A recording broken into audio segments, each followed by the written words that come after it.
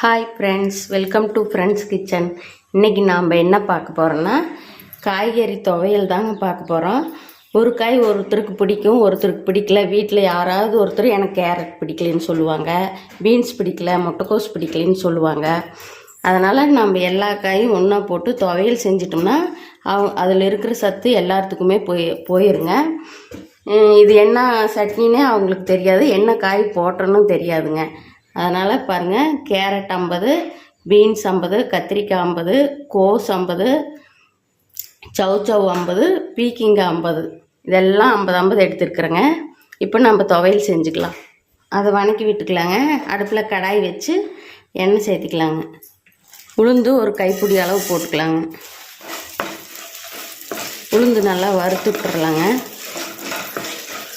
உளுந்து நல்லா இந்த அளவுக்கு பொன்னிறமாக வந்ததையும் வேறு தட்டுக்கு எடுத்து வச்சிடலாங்க. மாற்றிட்டு அதுக்கப்புறம் வறுத்துக்கலாங்க எல்லாத்தையும். பூண்டு ஒரு 10 பல் சேர்த்திக்கலாங்க. தோல் உரிக்காமல் அப்படியே தாங்க சேர்த்திருக்கிறேன். காஞ்ச மிளகா 3, சின்ன வெங்காயம் ஒரு 15, புளி ஒரு சின்ன நெல்லிக்காய் சைஸ் அளவுக்கு.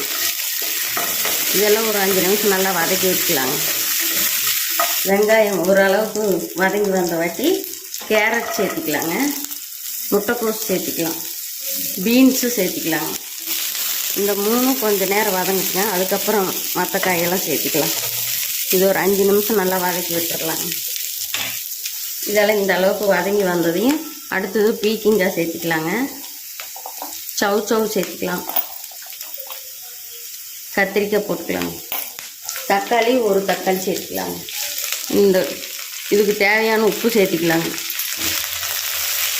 இதெல்லாம் நல்லா வதக்கி விட்டுறலாங்க.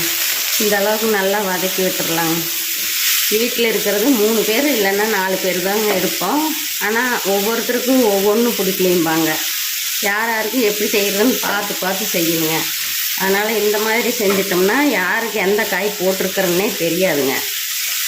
இந்த அளவுக்கு வதக்கி விட்டுட்டு இந்த கப்பில் 1 கப்பு தேங்காய் சேர்த்துக்கலாங்க. நல்லா கலந்து விட்டுட்டு அவ்வளோதாங்க. இதை மிக்சி ஜாரில் கொடுத்து அரைச்சிக்கிட்டு வந்துடலாம். பாருங்கள், இதை போய் அரைச்சிக்கிட்டு வந்துடலாங்க.